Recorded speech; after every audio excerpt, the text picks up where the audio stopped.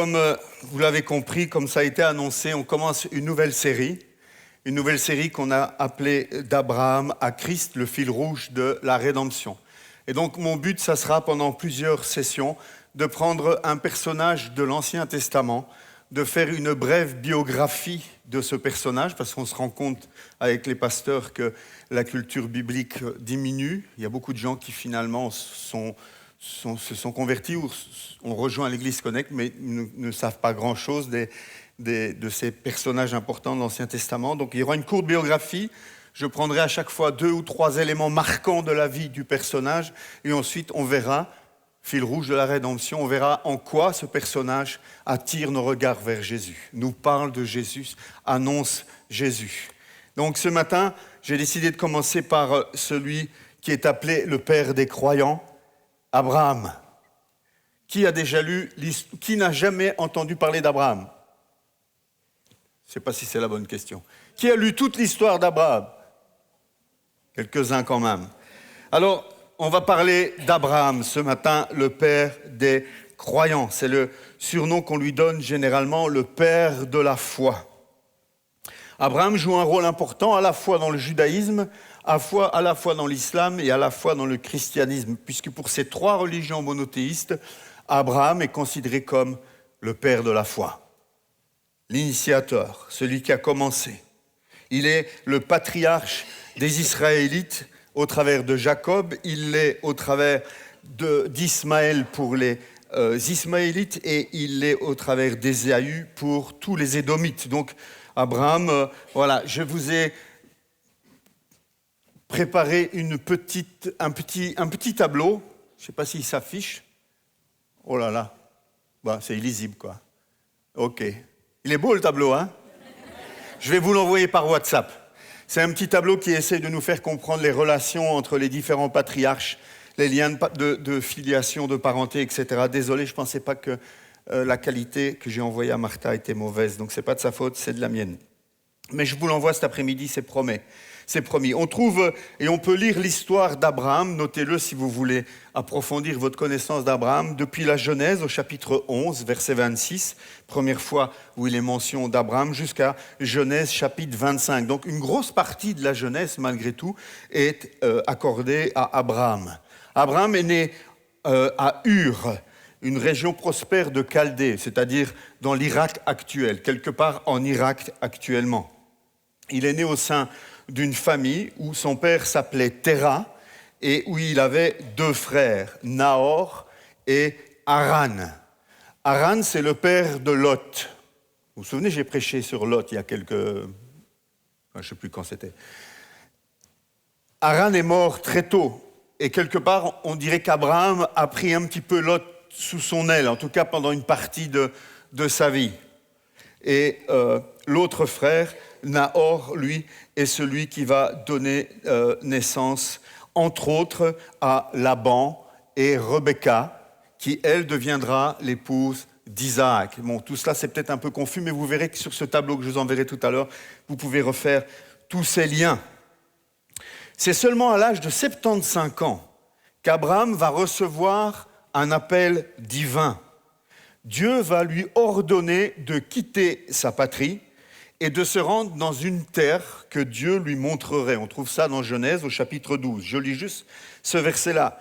L'Éternel dit à Abraham, « Quitte ton pays, ta patrie et ta famille, et va dans le pays que je te montrerai. Je ferai de toi une grande nation, je te bénirai, je rendrai ton nom grand, et tu seras une source de bénédiction. Je bénirai ceux qui te béniront, et je maudirai ceux qui te maudiront. Toutes les familles de la terre seront bénies en toi. » Une promesse que Dieu fait à Abraham dans Genèse chapitre 12, au tout début finalement de l'histoire de l'humanité. Mais une promesse qui aujourd'hui, on peut le voir, s'est réalisée.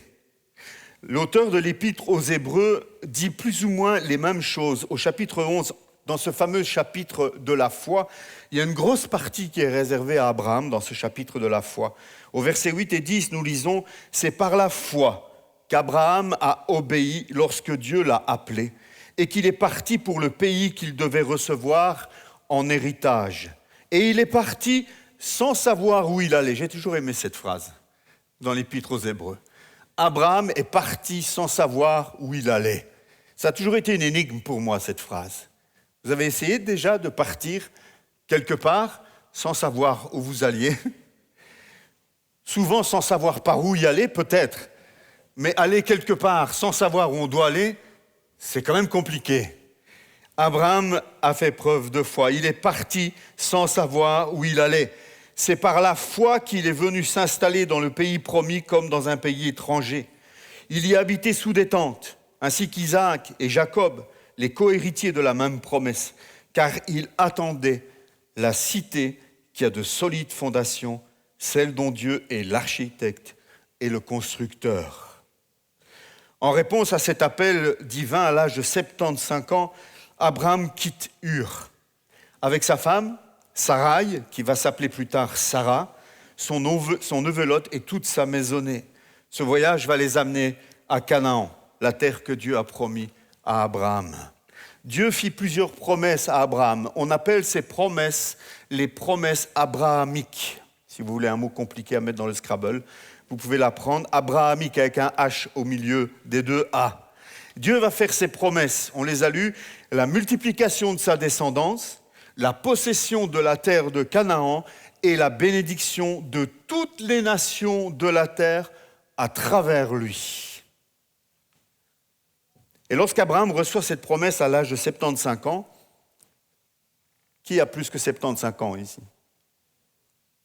Levez la main ceux qui ont plus que 75, 70, 75. Il n'y en a pas tant que ça, hein? Il n'y en a pas tant que ça. Mais c'est à cet âge-là seulement qu'Abraham a été appelé, a reçu ses promesses de la part de Dieu. Mais le problème, c'est que lorsque Dieu lui dit que sa descendance sera multipliée, Abraham n'a pas d'enfant. Sarah est âgée et Sarah est stérile. C'est compliqué. C'est très compliqué de recevoir cette promesse. Et c'est seulement 25 ans après, à l'âge de 100 ans, qu'Abraham et Sarah, qui a 90 ans à ce moment-là, eurent enfin un fils, Isaac, conformément à la promesse que Dieu lui avait donnée. Abraham a attendu la promesse pendant 25 ans. Pendant 25 ans, il s'est accroché à la promesse de Dieu. On connaît l'histoire, enfin ceux qui connaissent l'histoire savent qu'à un moment donné, il a voulu aider Dieu à accomplir sa promesse. Pour son plus grand malheur, ce n'était pas la bonne solution. La foi d'Abraham, ensuite, a été mise à l'épreuve durement. Parce que ce fils qu'il a attendu pendant 100 ans, ou en tout cas 25 ans pour la promesse, ce fils, Dieu va lui ordonner de monter sur le mont Morija et de le sacrifier. Son fils unique, son fils bien-aimé, celui qu'il a attendu pendant 25 années. Et lorsqu'on lit le texte biblique, on est étonné de voir avec quelle rapidité, sans hésitation, Abraham décide d'obéir. Et au moment où Abraham est prêt à abattre le couteau sur la poitrine de son fils, Dieu l'arrête. Dieu l'arrête, Dieu intervient et Dieu fournit un bélier en remplacement d'Isaac. Cet acte d'obéissance inébranlable de la part d'Abraham fait de lui un modèle de foi pour toutes les générations qui auront suivi. Une foi inébranlable, un homme prêt à obéir à n'importe quoi que Dieu pourrait lui demander. C'est Abraham. Après la mort de Sarah, Abraham va épouser Ketura, avec qui il aura d'autres enfants, dont on entend très peu parler dans la Bible. Mais c'est Isaac qui restera l'héritier de la promesse divine. Abraham va mourir à l'âge de 175 ans. Il était vigoureux, le gaillard, hein? À 175 ans seulement, et il a été enterré auprès de Sarah, selon sa volonté, dans la caverne de Macpéla, en Canaan. Vous trouvez ça dans le chapitre 25 de l'histoire d'Abraham qui termine son histoire. Voilà une courte biographie du personnage. Je vous invite à aller relire des chapitres 12 au chapitre 25. Il y a plein de détails, évidemment, que je n'ai pas pu vous livrer ce matin, sous peine d'être trop long. Je voudrais relever 3 faits marquants de la vie d'Abraham. D'abord, je voudrais reprendre cette notion d'obéissance radicale de la part d'Abraham. Lorsque Dieu demande à Abraham de tout quitter, il a quand même 75 ans. 75 ans, ce n'est pas vraiment l'âge où on décide de tout recommencer. 75 ans, ce n'est pas l'âge où on décide nécessairement de quitter sa zone de confort, qui souvent a été bien méritée à cet âge-là. Abraham va obéir de manière radicale. Il va quitter la sécurité d'un lieu. Il va quitter la sécurité d'une famille pour aller, il ne sait où. Il sait juste qu'il doit partir vers Canaan. Il doit partir sans connaître les détails du plan divin, mais cela ne l'empêche pas de faire preuve d'obéissance. Il n'hésite pas, il quitte tout pour obéir à Dieu. Cette obéissance immédiate montre la profondeur de sa foi, sa confiance totale en Dieu. Ce fait marquant de la vie d'Abraham nous parle ce matin. Parce que comme Abraham, nous sommes parfois appelés à faire des pas de foi qui nous semblent incertains, parfois qui nous semblent insensés. Des pas de foi insensés aux yeux du monde, insensés aux yeux de nos proches. Dieu peut, à n'importe quel âge, nous demander de quitter nos zones de confort, nos habitudes, parfois nous amener à rompre des relations afin de pouvoir embrasser un avenir nouveau. Dieu n'a jamais fini. Dieu ne dit pas « je bosse avec ceux entre 25 et 60 ». Dieu ne connaît pas cette notion-là. Dieu est capable de t'appeler à n'importe quel âge, que tu aies 12 ans ou que tu aies 80 ans. Dieu veut t'utiliser jusqu'à ton dernier souffle. Dieu a un projet pour toi. Nous avons tendance à nous ranger parfois, mais Dieu veut nous déranger encore ce matin. Sommes-nous prêts, comme Abraham, à tout laisser derrière nous si un appel de Dieu résonne dans ton cœur? Je connais des hommes, des femmes, on lit ces histoires, qui, après avoir une carrière professionnelle, au lieu d'entrer dans la retraite, ont décidé de se mettre au service de Dieu dans une mission, par exemple, à l'âge de la retraite. Un autre fait marquant de la vie d'Abraham, c'est sa foi, ce modèle de confiance en Dieu qui nous interpelle.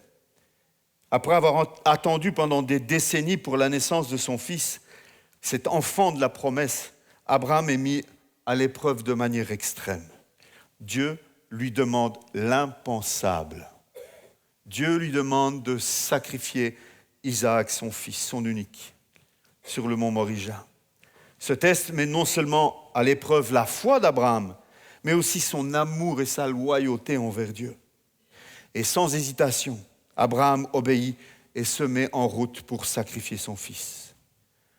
Mais au dernier moment, Dieu intervient et pourvoit à un bélier pour le sacrifier à la place d'Isaac. Cette épreuve révèle la foi inébranlable d'Abraham, qui croit que Dieu est capable de ressusciter Isaac même après la mort. Où est-ce que je cherche cette information? Parce que si vous lisez la Genèse, nulle part cela est mentionné. C'est à nouveau l'auteur de l'Épître aux Hébreux qui dit « C'est par la foi qu'Abraham a offert Isaac lorsqu'il était mis à l'épreuve. Oui, il a offert son fils unique en sacrifice, bien qu'il ait reçu les promesses et que Dieu lui ait dit « C'est par Isaac qu'une descendance te sera assurée. » Regardez ce que l'auteur dit. Il pensait que Dieu était capable même de le ressusciter des morts. C'est pourquoi il a retrouvé son fils par une sorte de résurrection. Aujourd'hui, on a lu la Bible, on sait que les résurrections, c'est arrivé, ça arrive. Mais pour Abraham, jamais c'était arrivé. Jamais on a parlé de résurrection avant Genèse chapitre 12 à 25. Abraham est le premier à avoir cru que Dieu était même capable de ramener à la vie celui qui est mort. C'est ce que l'auteur de l'Épître aux Hébreux réalise. Frères et sœurs, un enseignement pour nous dans notre vie chrétienne. Nous passons parfois par des moments de test où Dieu semble nous demander l'impossible. Ces épreuves ne sont pas destinées à nous briser, frères et sœurs, mais à renforcer notre foi. Comme Abraham, nous devons faire confiance à Dieu, même lorsque la demande semble incompréhensible ou douloureuse. Dieu ne nous demande jamais de faire un sacrifice sans avoir un plan de bénédiction derrière. Nos tests de foi sont souvent des portes vers de nouvelles et plus grandes bénédictions. Retenez cela. Enfin, il y a cette fameuse promesse de bénédiction pour toutes les nations de la terre. C'est le troisième élément que je veux relever. Dieu promet à Abraham qu'il sera le père d'une grande nation et que toutes les familles, c'est vraiment fort comme terme, toutes les familles de la terre seront bénies en toi. Une promesse qui semble irréalisable à l'époque, étant donné qu'au moment où il reçoit cette promesse, Abraham est sans enfant. Sarah est stérile. Plus loin, après l'avoir dit au chapitre 12, Dieu va revenir vers Abraham au chapitre 15 et il va réitérer cette promesse en élargissant encore la perspective de la promesse, en montrant à Abraham toutes les étoiles qui sont dans le ciel et en lui disant « Ta descendance sera aussi nombreuse que ces étoiles ». Cette promesse prend une dimension évidemment spirituelle et on trouve cela lorsque l'apôtre Paul, dans l'Épître aux Galates au chapitre 3, explique cette bénédiction et cette promesse. Paul dit aux Galates, « Reconnaissez donc que ce sont ceux qui ont la foi qui sont les fils d'Abraham. Or, l'Écriture prévoyait que Dieu considérerait les non-juifs comme justes sur la base de la foi. Et elle a d'avance annoncé cette bonne nouvelle à Abraham. Toutes les nations seront bénies en toi. » Et Paul dit ainsi, « Ceux qui croient sont bénis avec Abraham le croyant. » Frères et sœurs, nous sommes fils et filles d'Abraham. Nous sommes le résultat de cette promesse, de cette bénédiction que Dieu donne à Abraham dans la Genèse au chapitre 12 et au chapitre 15. La promesse de Dieu à Abraham ne concerne pas seulement sa famille biologique, mais elle concerne tous ceux qui ont mis leur foi en Dieu. En tant que chrétiens, nous sommes héritiers de cette promesse. Dieu désire nous utiliser pour être des canaux de bénédiction pour les autres, tout comme Abraham l'a été. Notre foi en Dieu peut avoir un impact qui dépasse notre propre vie. Croyons cela, réalisons cela, et qui s'étend à ceux qui nous entourent et même aux générations futures. Ta vie impactera des personnes qui aujourd'hui ne sont pas encore nées. Waouh! Quelle belle promesse. En quoi est-ce qu'Abraham attire nos regards vers Jésus? On parle de christocentrisme, d'être centré sur Jésus. L'histoire d'Abraham est une préfiguration puissante de la vie et de l'œuvre de Jésus-Christ. À travers la foi, à travers l'obéissance et la promesse qu'il reçoit, Abraham nous enseigne à centrer nos vies sur Christ, à recevoir et à vivre la promesse de Dieu, à comprendre toutes les Écritures et réaliser que dans toutes les Écritures, du début jusqu'à la fin, tout pointe vers l'accomplissement de la nouvelle alliance en Jésus-Christ, qui est venu nous sauver.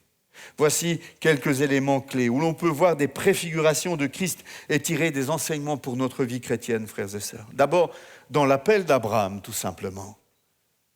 L'appel d'Abraham, c'est notre appel, mais c'est aussi quelque part une belle image de ce que Christ a accompli pour nous. Abraham a tout quitté, confort, sécurité, pour obéir à Dieu. Christ a fait de même. Il a quitté la gloire de son ciel. Jésus, le Fils de Dieu, a quitté le confort de la présence de son Père.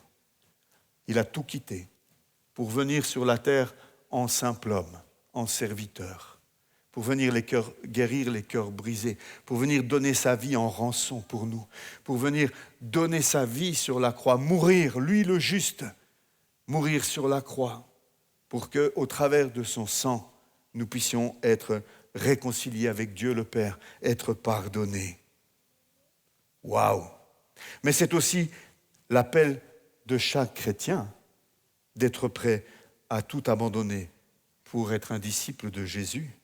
Pierre dit dans Matthieu 19, « Jésus, voici, nous avons tout quitté pour te suivre. » Pierre donne une définition de ce qu'est un disciple. C'est quelqu'un qui a tout quitté pour suivre Jésus. Une autre chose qui nous amène à regarder à Christ, c'est une préfiguration de la nouvelle alliance que l'on voit dans la vie d'Abraham.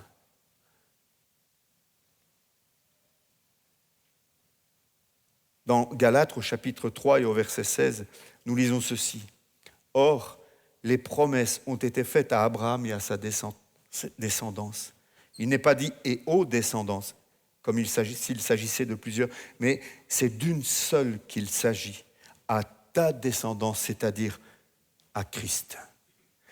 Abraham, la promesse qui lui est faite, trouve son exaucement suprême en la personne de Jésus-Christ et en la personne de tous les hommes et les femmes nés de nouveau en Jésus-Christ et qui ont la foi. Christ est ainsi l'accomplissement de l'alliance que Dieu avait faite avec Abraham. Par la foi en Christ, nous devenons enfants d'Abraham et héritiers, nous aussi, de la promesse. Nous sommes donc appelés à vivre dans cette alliance, en recevant la bénédiction de Dieu et en étant nous-mêmes un canal de bénédiction pour les autres. Mais évidemment, la plus grande des images qui nous amène à regarder à Christ dans la vie d'Abraham, c'est ce sacrifice d'Isaac. Difficile de ne pas voir dans ce sacrifice d'Isaac, dans le remplacement qui est fait par un bélier, difficile de ne pas voir l'œuvre de Jésus à la croix. Abraham est prêt à offrir Isaac en sacrifice à Dieu, mais Dieu pourvoit finalement à un bélier pour prendre la place d'Isaac. Tout cela préfigure le sacrifice substitutif de Jésus-Christ, l'agneau de Dieu, qui prend sur lui le péché du monde. C'est Jean-Baptiste qui dit dans Jean chapitre 1, verset 29, « Le lendemain, il vit Jésus s'approcher et dit de lui, « Voici l'agneau de Dieu qui enlève le péché du monde. » Abraham et Isaac nous montrent la profondeur de l'amour et de l'obéissance que Dieu exige, mais surtout, ils pointent vers le plus grand des sacrifices, le sacrifice de Christ, le Fils unique de Dieu. Voilà 3 éléments qui nous amènent à regarder à Jésus dans la vie d'Abraham. Pour conclure, je vous dirais que l'histoire d'Abraham est un puissant témoignage de ce que signifie vivre par la foi, de son appel à sa mort. Abraham a démontré une confiance inébranlable en Dieu, même face à des défis gigantesques. Même face à des défis incompréhensibles, il est resté fidèle, il est resté obéissant. Une obéissance radicale, une foi inébranlable, une fidélité à la promesse de Dieu. Frères et sœurs, ces 3 éléments, foi, obéissance, fidélité, sont les clés dont nous avons besoin pour entrer nous aussi dans le plan de Dieu pour notre vie. Foi, obéissance, fidélité sont les portes qui nous font entrer dans les bénédictions de Dieu. Aujourd'hui, nous sommes invités à suivre l'exemple d'Abraham. Est-ce que nous sommes prêts, nous aussi, à répondre à l'appel de Dieu? Est-ce que nous sommes prêts à traverser des épreuves avec foi? Est-ce que nous sommes prêts à devenir des instruments de bénédiction pour la génération dans laquelle nous vivons? Puissions-nous, comme Abraham, marcher avec Dieu, sachant que sa promesse pour nous est certaine et que notre foi en lui ne sera jamais vaine. Jamais vaine. Comme Abraham, que notre foi soit ferme, notre obéissance complète et notre vie ancrée en Jésus-Christ. La vie d'Abraham, c'est aussi un appel à regarder à Christ ce matin. Christ, je l'ai dit, je le répète, est celui qui est venu pour guérir les cœurs brisés. Et nous sommes nombreux à avoir le cœur brisé ou à avoir eu le cœur brisé. Cette semaine, j'avais l'occasion de brièvement parler avec une dame qui est là ce matin pour nous visiter. qui me parlait de sa souffrance, qui m'exprimait combien son cœur était brisé. J'ai pu lui dire, le seul qui peut guérir les cœurs brisés, c'est Jésus. C'est Jésus. Ce matin, je voudrais prier avec ceux qui ont le cœur brisé, avec ceux qui ne connaissent pas Jésus peut-être, avec ceux qui sont là peut-être pour la première fois, avec ceux qui réalisent qu'ils ont besoin de connaître ce Jésus. On l'a chanté magnifiquement ce matin. Merci Sébastien et l'équipe Louange. J'apprécie cette louange qui était centrée sur Christ, vraiment. On n'a parlé que de lui, on n'a chanté que son nom. C'était merveilleux. C'est la véritable louange et adoration, être centré sur Jésus. Mais ce matin, on a chanté Jésus, on a adoré Jésus. Et dans cette salle, il y a des dizaines et des dizaines et des dizaines de personnes qui ont fait cette rencontre avec Jésus. On n'est pas tous nés dans des familles chrétiennes. On n'est pas tous nés dans une église. Certains ont rencontré Christ très jeunes. D'autres ont rencontré Christ tardivement, au travers d'épreuves, au travers de difficultés, au travers de la maladie, au travers d'une addiction, au travers de toutes sortes de choses qu'on peut traverser.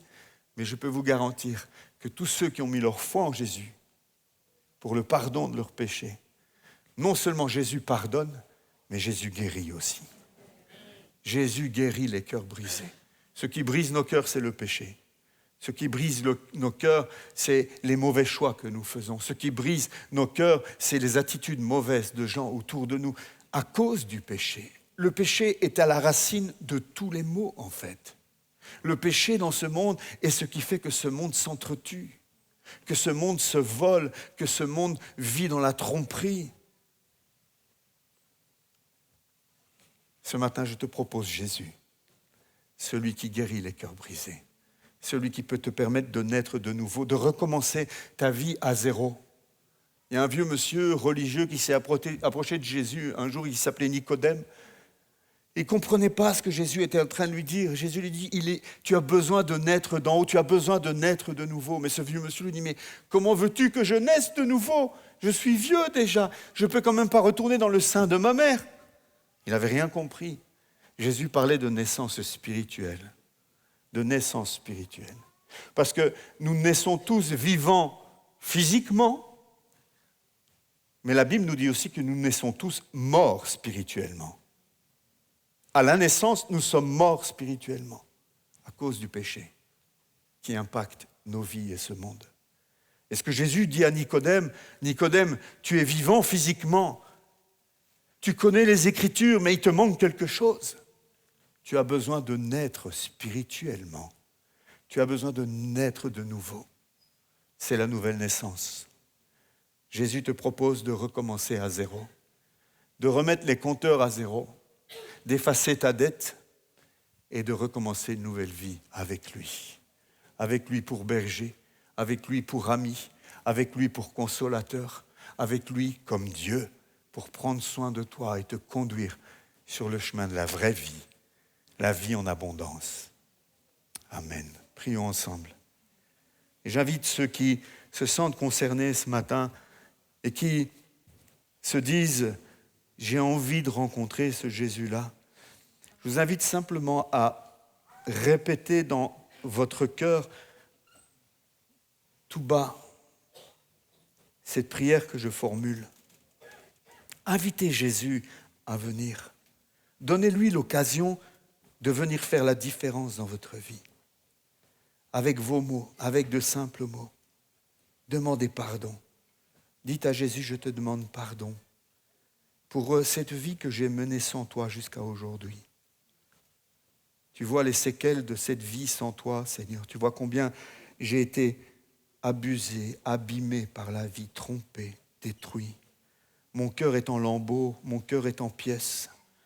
J'ai besoin de toi, Jésus. Je te demande pardon pour cette vie d'errance loin de toi. Et ce matin, je veux répondre à cet appel, à cette invitation que tu me lances. Et je t'invite, Jésus, à entrer dans ma vie, à venir t'installer dans mon âme, dans mon cœur. Je t'invite, Jésus, à venir faire la différence en moi. Je t'invite à venir guérir mon cœur brisé. Je décide ce matin de mettre ma main dans ta main et de te suivre. Viens, Jésus, sois le bienvenu.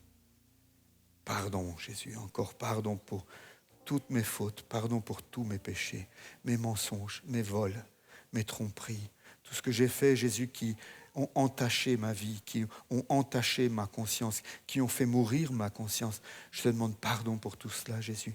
Que ton sang précieux me purifie ce matin et me transforme. Amen. Amen. Si tu as fait cette prière ce matin, je t'invite à t'approcher d'un des pasteurs ou d'un des anciens qui étaient là sur l'estrade ce matin, que nous puissions prier discrètement, gentiment avec toi ce matin. Amen.